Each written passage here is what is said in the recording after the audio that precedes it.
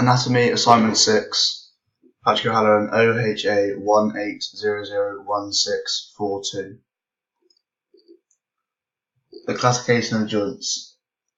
There are three types of joint. These are fibrous, cartilaginous, and synovial. And I'll start off with the fibrous joint. The first type of joint is a fibrous joint. These joints can be found in between the plates of the skull in the form of suture joints, and in the teeth and jaw as syndesmosis and gomphosis joints. They can also be called fixed or immovable joints because of their characteristic of having no joint cavity to allow movement. For example, the skull bones are connected by fibrous joints called sutures. The skull bones of a fetus are not bonded so that they can move over each other to reduce skull size during birth. After birth, the bones slowly begin to fuse, eventually becoming fixed, making the skull bones immovable in order to protect the brain from damage by hard impacts or trauma. So the main thing about the fibrous joint is that they're completely binded together, so that there's no movement allowed at the joint. The second type is cartilaginous joint. These joints allow slightly more movement than a fibrous joint, but far less movement than the third classification of joint, synovial.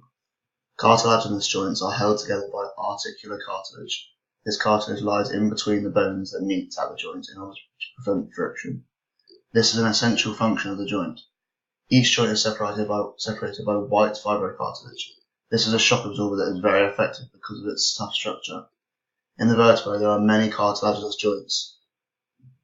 These joints are useful here, as their structure caters well for the function of the vertebrae. They allow slight movement whilst not losing their shape.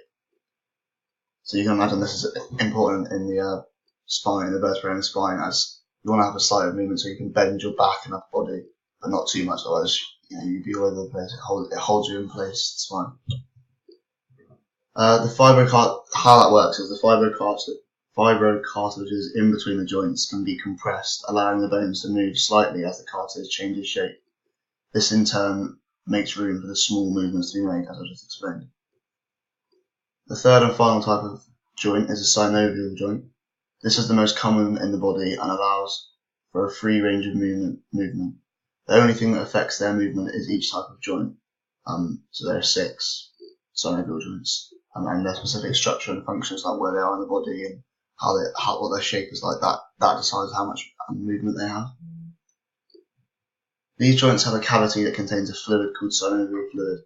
This acts as a lubricant, helping the joint be free of any friction that would prevent movement.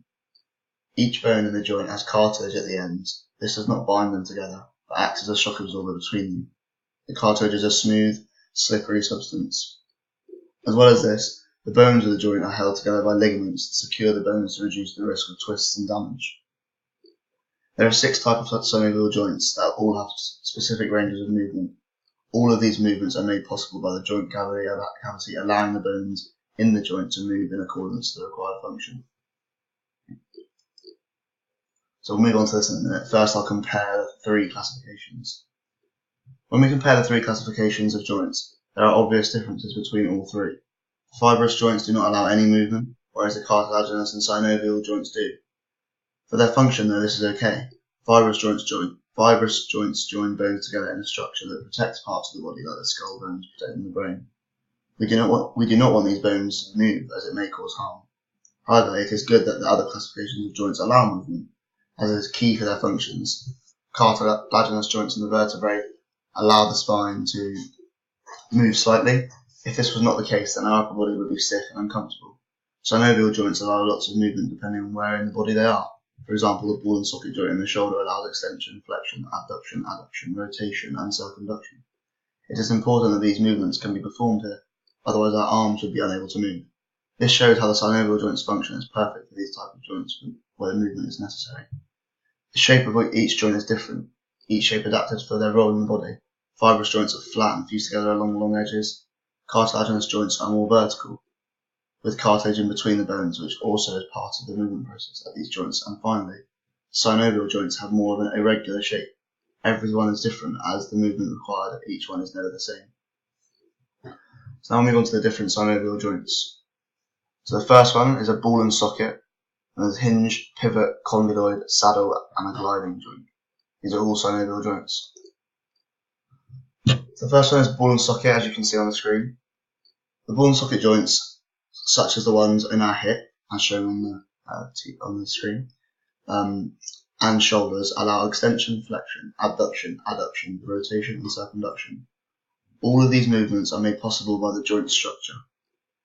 The rounded head of one bone fits into a socket of another bone. This allows movement in all axes, as there is no restriction on the bones. This joint allows the largest range of movements. No other joint allows movement in all axes. This makes the joint useful for sporting movements that others cannot perform. For example, a swimmer doing front crawl must move their arms around in a circular motion. If the shoulder joint was not a ball and socket, it would not be possible. Second is the hinge joint, as you can see on the screen. Found in our elbow, ankle and knee, only allow flexion and extension of the joint, as well as plantar and dorsiflexion of the ankle. This is because of the structure of the joint being like a door hinge. The rounded, cylindrical end of one bone is fixed into a trough-shaped end of another. This means that the bone with the cylindrical end can only move in two directions. This joint is different to the others, as the simple flexion and extension movements that the joint allows pull the bones up and down.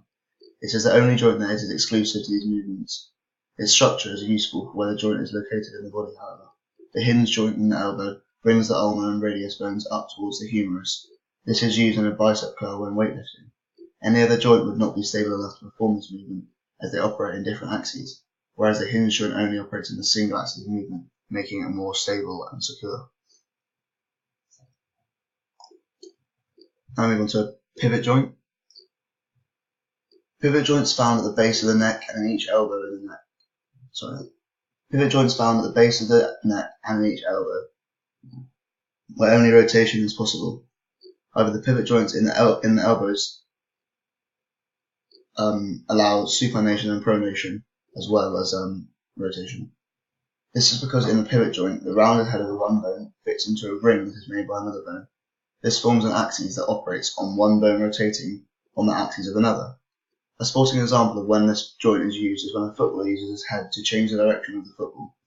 As they make contact, they turn their head to direct the ball.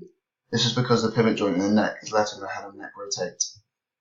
This type of synovial joint is perfect for this function. If there was a different type of joint in its place, then its function would change. The joint in the neck would not has to allow rotation without operating in more than one axis. For example, if a ball and socket joint was in the neck, then there would be too much movement. The neck would not be able to stay upright as easily. The structure of a condyloid joint is an egg-shaped articular. That's moving on to that. Now we're moving on to condyloid.